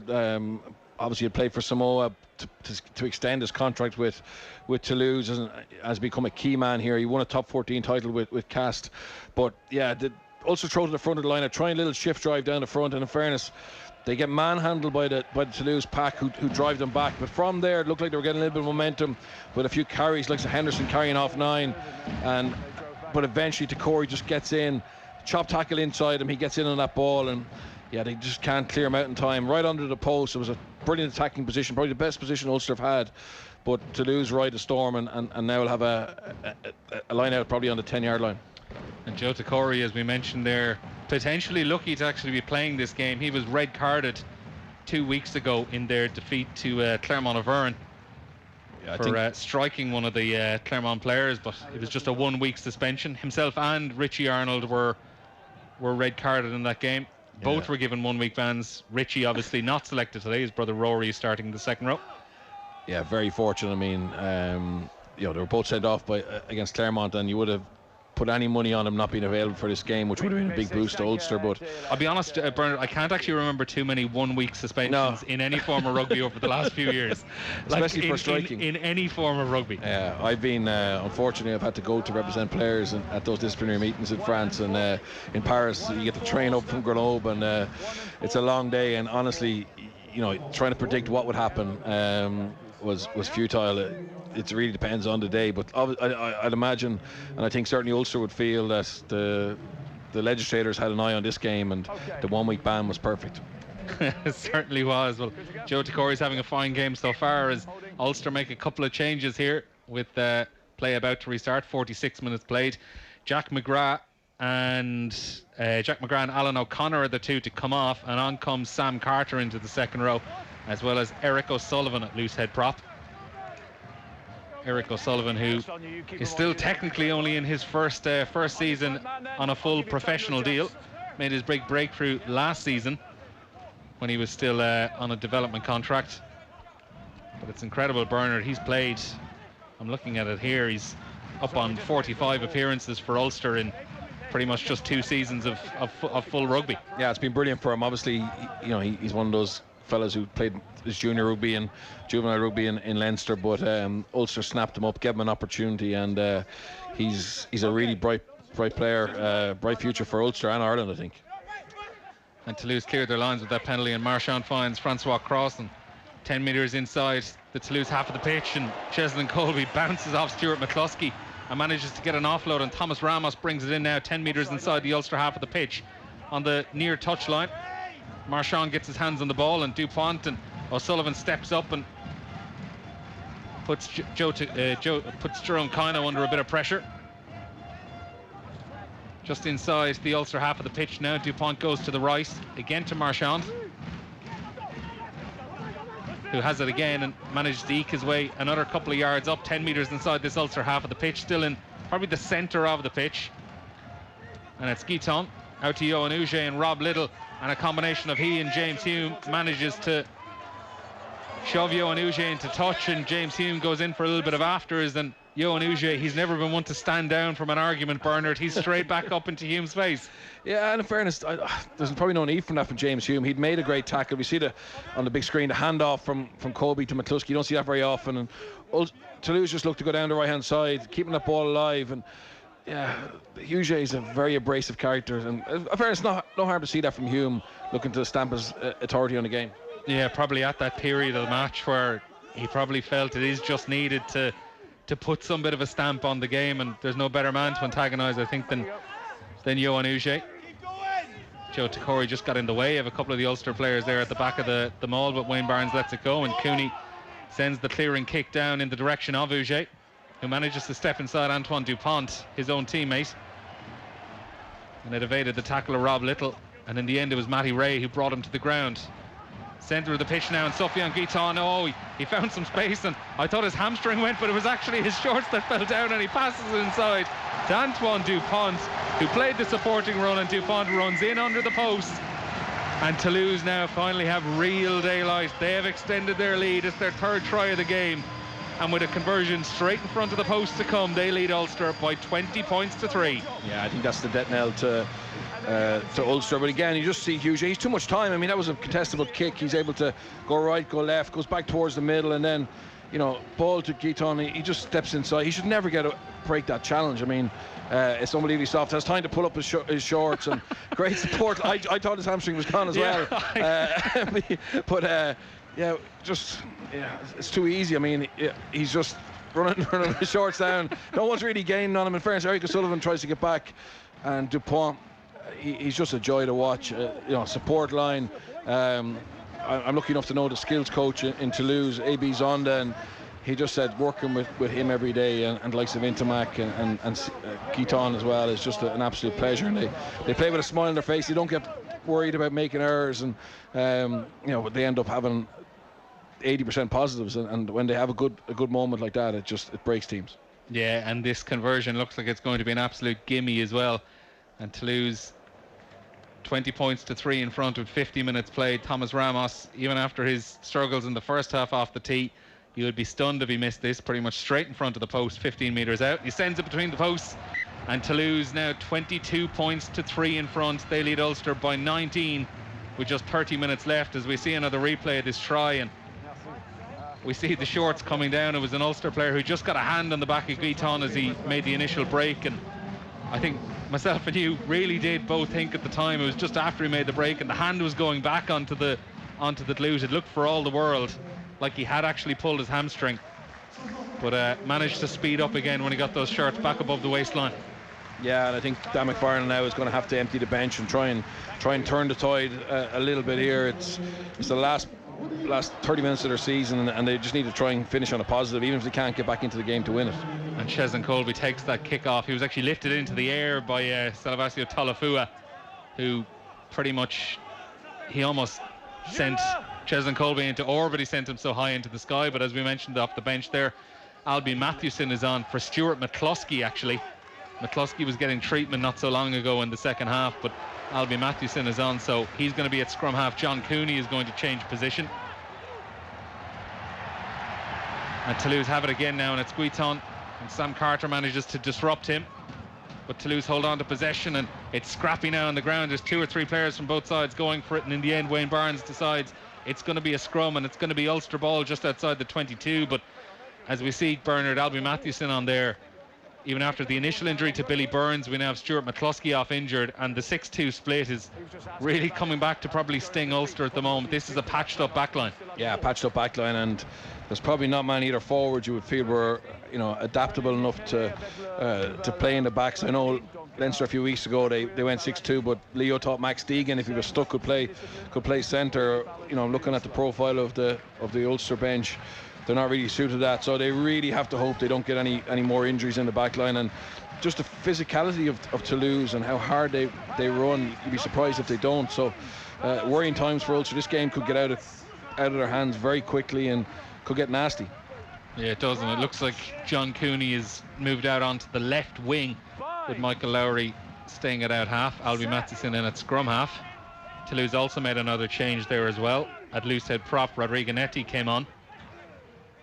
His second sub appearance of the competition so far, as Ulster keep possession, and Matt Faddies gets the ball into James Hume's hands, and Matty Ray goes over to steal possession, and Cooney, for the time being at least, steps back in at scrum half and gets it to Jacob Stockdale, who tries to chip it through the middle, and it was blocked down by Joe Tikori, who just managed, the ball just evaded his hands, and that was a let off for Ulster. They have it back again as Eric O'Sullivan is tackled by Rory Arnold.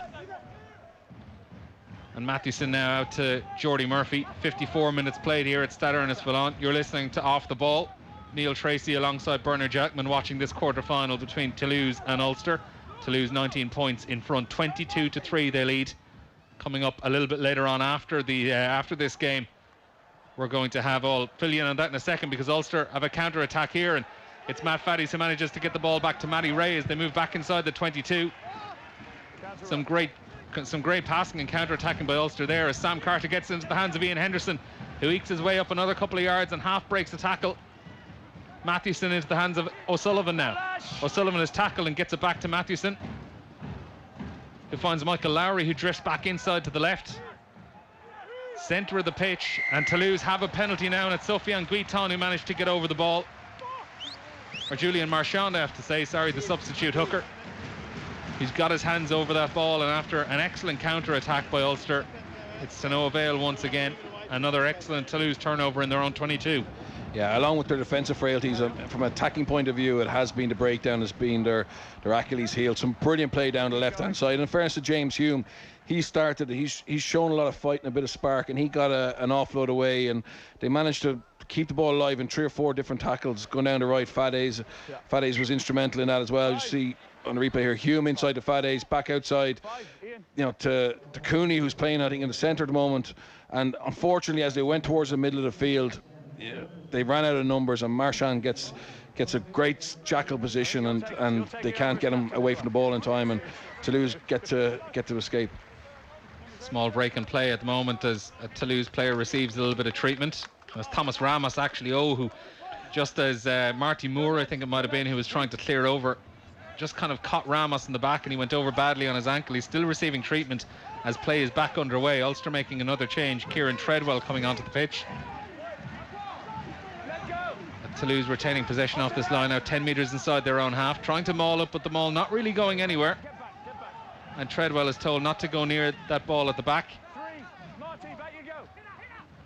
And Barnes still letting Toulouse move with it. They are starting to gain a couple of yards now, but it comes to the ground, and Dupont sets up a forward pot outside, and it's Rory Arnold who takes a short crash, but he's actually driven back very well by a couple of Ulster players.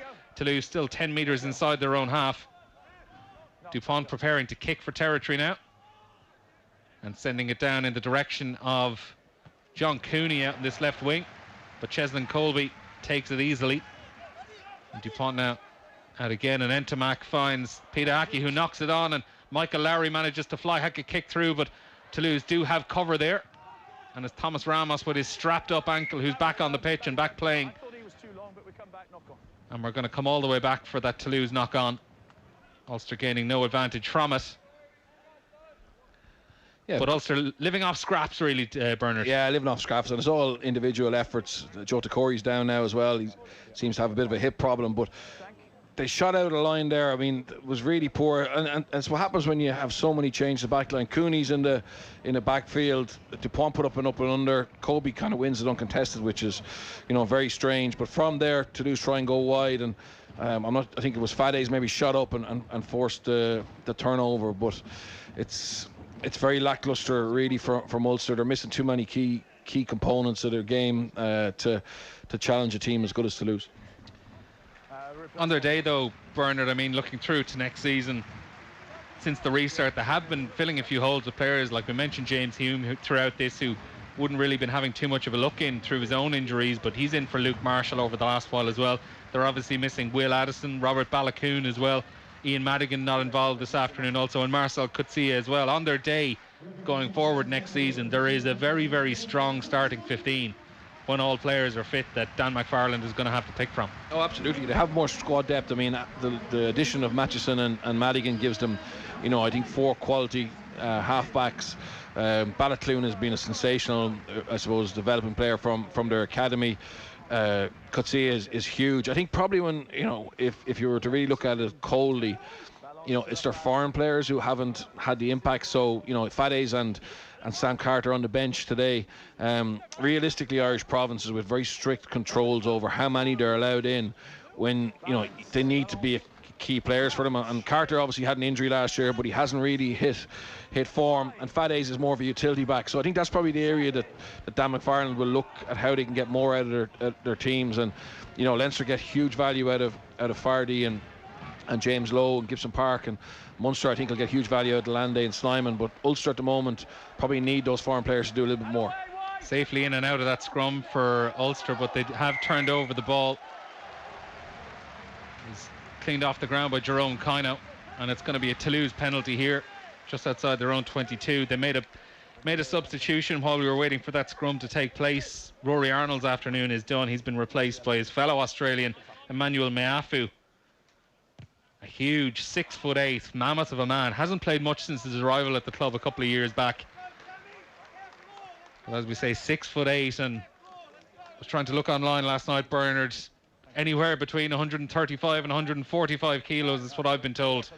It depends whether he's weighed pre or post COVID, a bit like Marty Moore. But yeah, they have serious quality. They've actually got a very strong link with New Caledonia, and the hooker Mavaka, and there's 4 or 5 of them in the academy. Rodrigo Netti as well. Yeah, really strong link there. It's, they bring them over from the island when they're 18. They already speak French, and they've got phenomenal power. So it's great to mix that with the likes of Kobe and Arnold, your foreign players who are outstanding.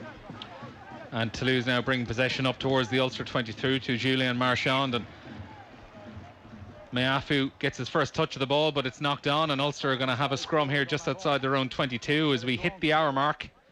And a chance, as I was interrupted earlier by Ulster's counter-attack, a chance to remind you what's coming up a little bit later on Off the Ball this afternoon. At 3 o'clock, John Duggan is going to be joined by Philip Quinn of the Irish Daily Mail and by Clean O'Connor, former Dublin footballer, to look through the best of this Sunday's newspapers. And then at 4 o'clock, we'll have all the build-up to the 4:30 kick-off in the Premier League, where it is Chelsea taking on Liverpool. Nathan Murphy and Kenny Cunningham will be on commentary duty for that one this afternoon. And later on this evening, it looks like Toulouse will be finding out who their final opponents will be in the competition, or semi-final opponents will be. They're taking on the Exeter Chiefs or Northampton Saints, who meet later on at Sandy Park. And just one full-time score to bring you as well from the Premier League this afternoon. Spurs getting their first win of the new campaign, bouncing back from last week's defeat to Everton. A 5-2 win away to Southampton, despite Harry Kane having a goal rule out early on. 4 goals, I should say, for Son Heung-min Son, and 1 for Harry Kane. The Spurs win 5-1 and get their first points of the new season. Ulster now in possession, 15 metres inside their own half. Mathewson sending it out, skipping Kieran Treadwell and going to John Cooney, who's moved into the centre now, and Jacob Stockdale carrying it up. Stockdale, who's had a fairly difficult afternoon of it so far, being shifted from wing to full back, and a couple of mistakes in that opening half, and having to man mark Cheslin Colby is no mean feat also. And Michael Lowry now tries a little crossfield kick, and it looks like it's going to fall short and lands into the hands of Johan Uge. And now it's Peter Aki who goes down the blind side and flicks a little grubber through, and Peter Aki is going to collect his own work, and Peter Aki dots down. And that is try number 4 for Toulouse.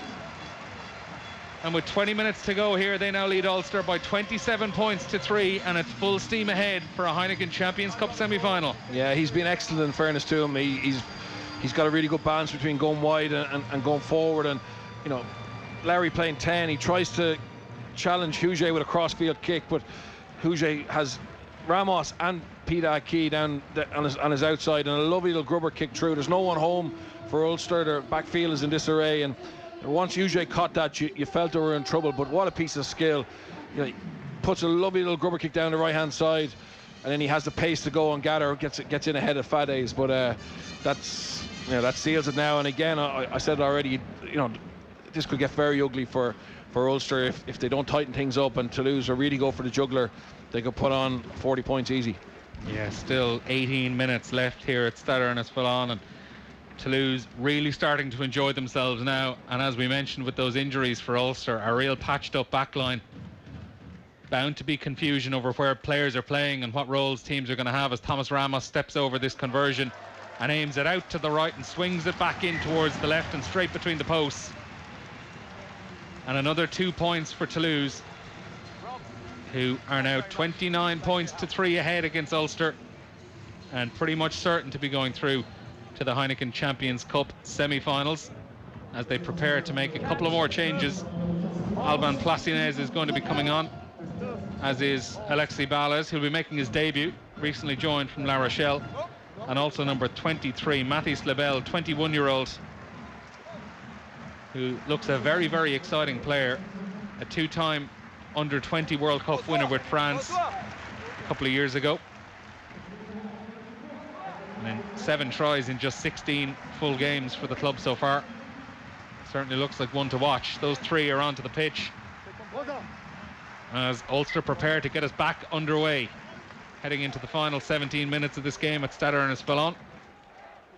And attention is going to be turning already towards next season's Pro 14 and next season's Heineken Champions Cup. Ulster, luckily, Bernard, they're going to have the advantage of they are going to be one of those Tier 1 teams heading into the competition next season. Yeah, I think that's huge for them. They need that. There's a couple of good-looking teams, strong-looking teams in Tier 4. They'll want to avoid those. But Toulouse potentially are going to be one of them. Yeah, Toulouse potentially, which would be an absolute shocker. I mean, Leinster finished first in the pool stages for the quarterfinals and drew Saracens, who were 8, and we saw the quality they had. So you need a little bit of luck as well. The seedings aren't everything, but definitely look at Ulster, a good side. I think Dan McFarland will be disappointed with how it's finished post-lockdown, but excited about getting everyone back on board and rebuilding, when the season starts October 3rd. I know we're talking ifs and buts here as Ulster win a penalty just inside their own half here, and Matt Faddies is going in for a bit of afters. But I was saying there, Bernard, I know we're talking ifs and buts. If this game had been played back in April 5th when it was originally, or April 6th when it was originally meant to be on, or if Leinster and Saracens was back in April as well when we were originally planning it, could you have seen these games changing, looking a little bit differently? Definitely. I mean, I think Saracens obviously on paper had a stronger team back then, but they were still very raw around what was happening, off the field. And I think they deserve massive credit for the way the senior players targeted this opportunity that they had yesterday, and a chance to go and maybe finish what's been a horrendous season for them with silverware. They talk up in Saracens about making memories, and it will be an incredible memory to look back on to win a Champions Cup, having been decimated and relegated. And likewise with Toulouse and Ulster were flying back in March and had real confidence and momentum. And unfortunately, since the lockdown, bar that 20 minutes against Edinburgh, they just haven't been at their best. And but look, it's one of those things. Toulouse didn't have everything to suit them either, and I think Leinster, Ulster will have regrets around opportunities missed in Europe this year. Yeah, as Antoine Dupont looks on from the touchline here, he's had another fine day, and Ulster preparing to kick this penalty down in towards the corner. It's going to be Jacob Stockdale with his left foot to kick it. Stockdale was just receiving a little bit of treatment for cramp there, as we saw a lot of players taking on water as well. Hot day in Toulouse this afternoon. And Stockdale sends that just outside the 22. John Andrew now on his hooker, spins it out towards Mathewson. And into the centre of the pitch is Hume, and Michael Lowry, good spin move to get away from Sofiane Guiton, and straight over the ball is Julian Marchand. But he's cleared well by John Andrew, and Ulster keep possession, and James Hume, the ball just slips out of his hands, and it's going to be a Toulouse scrum. And that appears to be a bit of tiredness kicking in from James Hume, I suspect, Bernard. Yeah, for sure. And in fairness, the Toulouse are putting massive heat at the breakdown, so Ulster having to commit more players there than they'd like to. Then the ball is slow as well, but by the time they actually clear the threat, and when Hume looked up to catch that ball, the line speed that was in his face was obviously took his eye off and started to concentrate on the defence, and it forced an uncharacteristic knock on. But it's probably testament to the effort Toulouse are putting in defensively. Certainly is, and they're going to be going on to a semi-final next Saturday afternoon, where they are going to be up against either Exeter Chiefs or the Northampton Saints. Is it hard to look past the Exeter Chiefs in this evening's quarter-final, Bernard? Yeah, absolutely. I think they're a great side, and also, in fairness, Northampton have come back out of lockdown in terrible form. They're really lacking confidence at the moment, so I think that's going to be a high-scoring game, but probably Exeter dominating it. Oh, and this is lovely play from Toulouse as they get up towards the 22, and it was Matthews who made the break, but they have just spilled the ball, and it gives a chance for Ulster to counter-attack. Michael Lowry into the hands of Kieran Treadwell, who's brought down well by Rodrigo Netti. They go back towards the left to Jordy Murphy, who carries hard as Ulster bring it up towards the halfway line, and lovely offload from Sean Reedy into the hands of Matty Ray. but it's Alban Plassinez who manages to get a hand in and win possession back for Toulouse, and they're looking to counter now with Peter Aki, who manages to knock off the tackle of Kieran Treadwell. Toulouse just inside their own half of the pitch here, centre of the pitch, and it's spun outside, and Guiton goes straight through the middle as well, and he has support on his left and on his right, and he holds it up, and it's straight into the hands of Thomas Ramos, who's going to run straight in under the post and try number 5 for Toulouse. And they're just looking absolutely stunning at the moment. 5th try of the afternoon. This time it's Thomas Ramos, his first try of the competition this season, and Toulouse, with another 2 points to come potentially, are 34 points to 3 in front. Yeah, it's a great line from Guiton. He splits Ulster open right down the middle. He should have just given that to Uge, who was under the post, but in fairness, there was multiple support runners who flood through. Ulster defence is the 6s and 7s, but from here he could have just given it to Uge, but managed to stay alive in the tackle, and as they have done all afternoon, they've been able to dominate the collision, stay on their feet and pass the ball out of contact, and Ramos gets in under the post. Just shows the experience of a player like Sofiane Guiton as well. As he came through the middle, he had options left and right, and he kind of slowed down and missed that pass on the left, and you thought maybe the chance had gone, but he knew he had Thomas Ramos powering through the middle, and it was Ramos who ran right underneath the posts as he stands over the conversion here to make it 36 points to 3. Looks up and down. His attempts in the second half have been more routine than those in the first, where he missed a few kicks, and he makes no mistake this time, and it's Toulouse who lead by 36 points to 3. And we mentioned you suspect it's going to be Exeter up against Toulouse next weekend in the semi-final. Talk about, you say in boxing, styles make fights. It's 2 contrasting styles. Yeah, Exeter have I suppose morphed into a more kicking game team. Obviously a lot of power, a lot of one-out runners, and they're very effective at it. But Toulouse, in fairness to them, they're just so unpredictable, and they have box office players all over the field, and I think they're real contenders. And it would be Exeter at home next weekend if they are taking on Toulouse. Yeah, and home advantage isn't what it was, obviously, without crowds. You saw Racing being able to go to Claremont last night and beat them. Saracens obviously coming to Dublin, and while Ulster haven't been able to go to Toulouse, I don't think the crowd has anything to do with that. It's just they're not at that level yet. 69 minutes played here at Stade Ernest-Fillon, and it's Toulouse 36 points to 3 in front against Ulster. Ulster's promising season looks like it is falling out with a bit of a whimper here this afternoon in the south of France, as we head in towards these final 10 minutes of this afternoon's commentary. It's a scrum as Ross Kane is onto the pitch now as well in place of Marty Moore. Ross Kane was a late addition to the substitutes bench after Tom O'Toole had to pull out injured.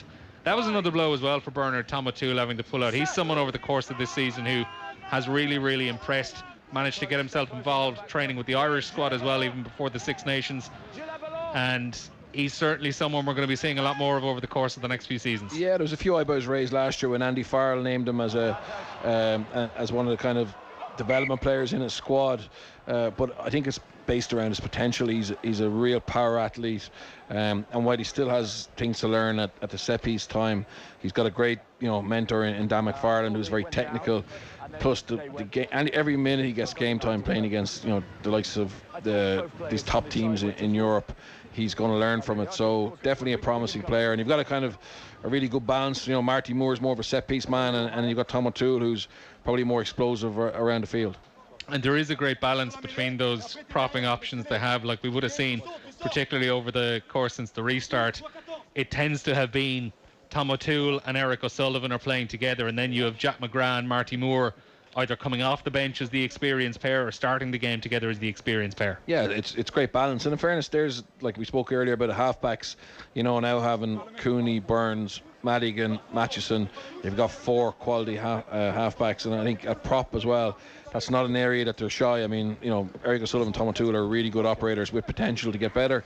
And then Marty Moore and Jack McGrath are already seasoned internationals with a lot of experience. So that's, I think it's the back row is where they're lacking. Bar Coetzee, I don't see a dominant ball carrier in there, and that's the way the game is now. I mean, you need need at least two of your back row to be, very explosive, getting you go forward, and unfortunately they're very reliant on Coetzee. As we see Sofiane Guiton coming off the pitch there. I didn't see a replacement coming on. It might seem that just as a precaution, Ugo Mola is decided to take off his captain and outside centre and just keep him a little bit fresh for next week. Kind of walked slowly off the pitch to suggest maybe there was a minor injury. But as I say, I haven't seen a player come onto the pitch, and it looks like Toulouse are going to be finishing off this match with 14 players. Yeah, they are. They've decided to go for 7 in the scrum here because obviously an Ulster scrum. So 7 for Toulouse, 8 for Ulster, which means they can have a full back line to defend against an Ulster attack. Now they're going to finish the game at 14, but pretty demoralising for Ulster that they can finish the game at 14. Lovely chip over the top from Michael Lowry into the corner for John Cooney, and John Cooney manages to pick that up and does get in over in the corner. And a consolation score for Ulster, their first try of the game, and it's John Cooney. His 6th try in 7 games in this competition this season. Another one to add to the collection. Lovely little chip over the top from Michael Lowry into the corner there. And John Cooney ran straight onto it, timed it to perfection, and dived over in the corner. And Ulster have cut the lead to 36 points to 8. Nice finish, but a consolation all the same, Bernard. Yeah, consolation all the same. Because of the fact that Toulouse have put it forward in the back line, the Toulouse back set up a lot more tighter to him, obviously not trusting his speed, and that opened up that space on the left hand side. And credit to Ulster, they saw the space and then they executed it with a lovely crossfield kick from Lowry, and Cooney had enough gas to get in the corner. And it's Cooney who's going to stand over this conversion as well. His 2nd kick of the afternoon. The first was a penalty, which he made no mistake of in the opening half of the game. And right out on this left touchline, John Cooney, it looks though he's just pushed it to the far side, to the right of the post and wide. And it's going to remain 8 points for Ulster. But well back from Toulouse now, heading into these final 6 or 7 minutes at the Stade Ernest Fallon.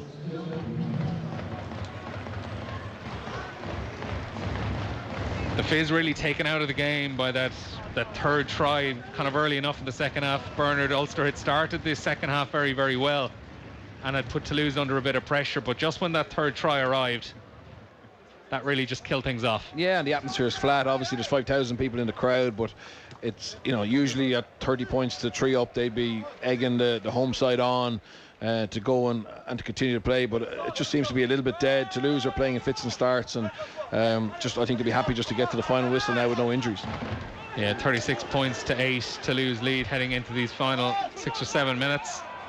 As Ulster try to get their way out of the 22, Mathewson sends it out to Lowry, and Lowry to Matt Faddy's as they go towards the far touchline, and Faddy's tries a pretty speculative offload that goes straight out into touch, one that John Cooney probably couldn't get anywhere near.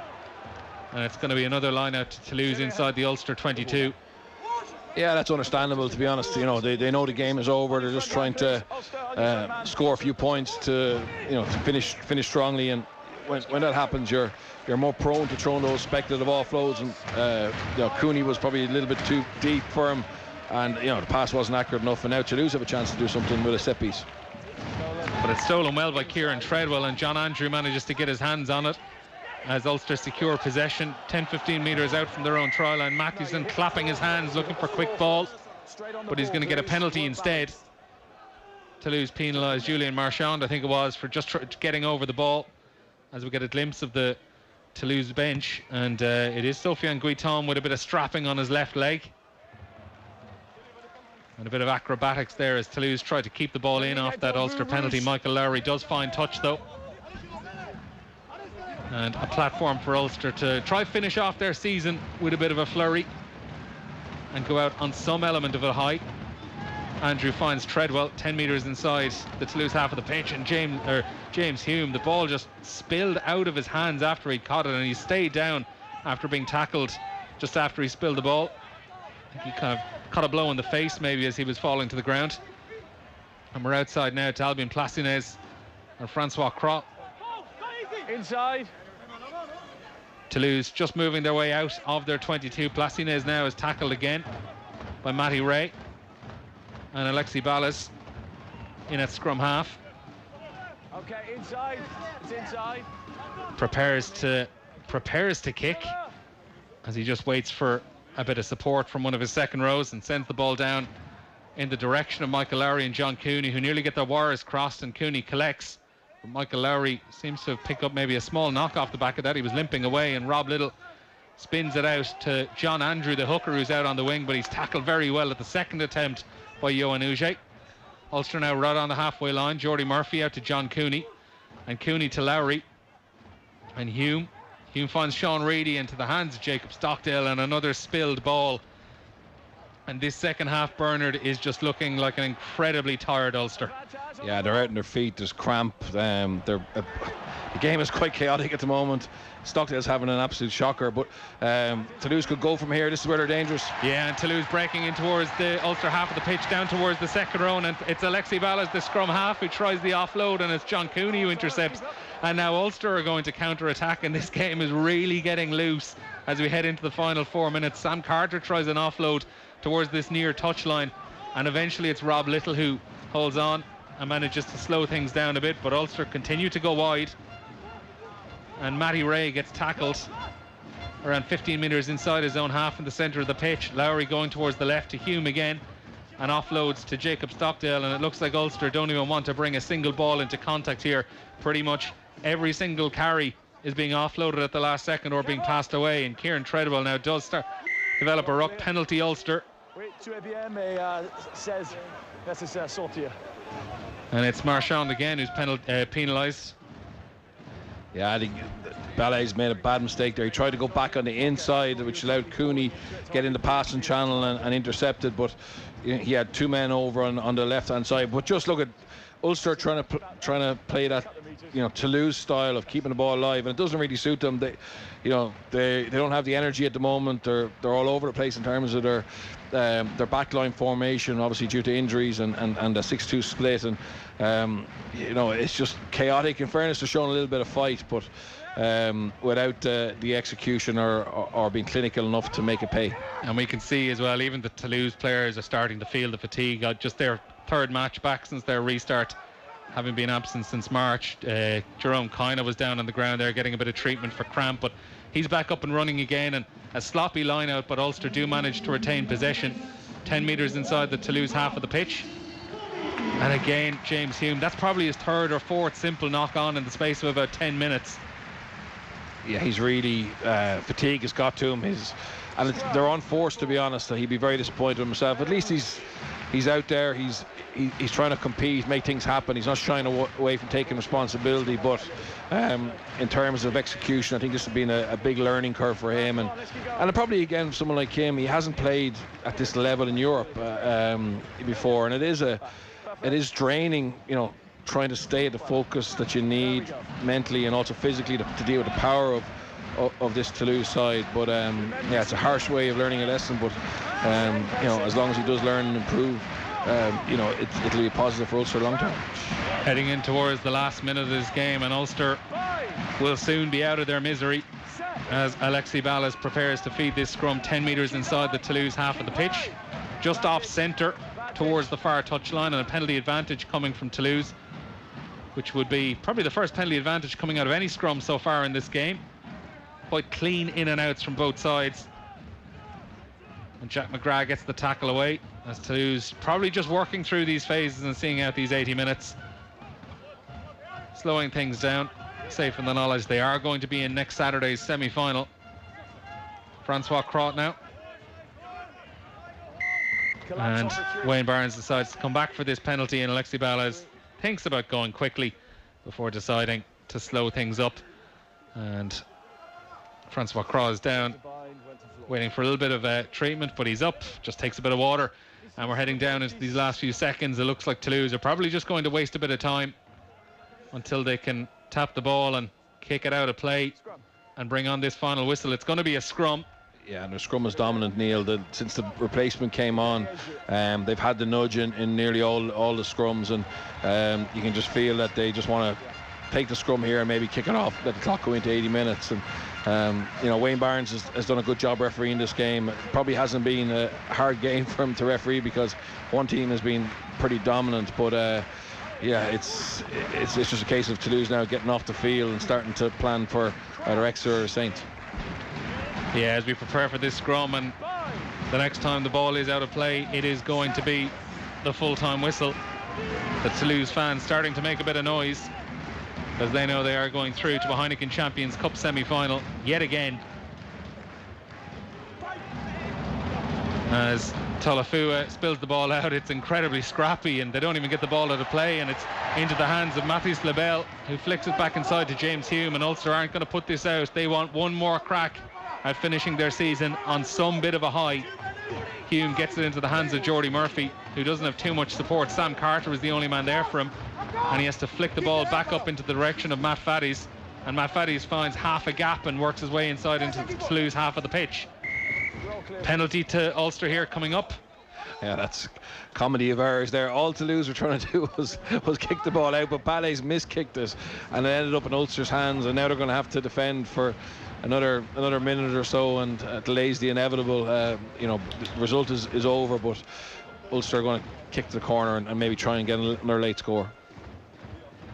And it's Michael Lowry standing on the halfway line who's going to send this kick down, hopefully towards the corner, and he's absolutely mishit it, and it is stopped in the dead ball area, and it's gone out over the in-goal area, and that is going to be the end of this game, the full-time whistle.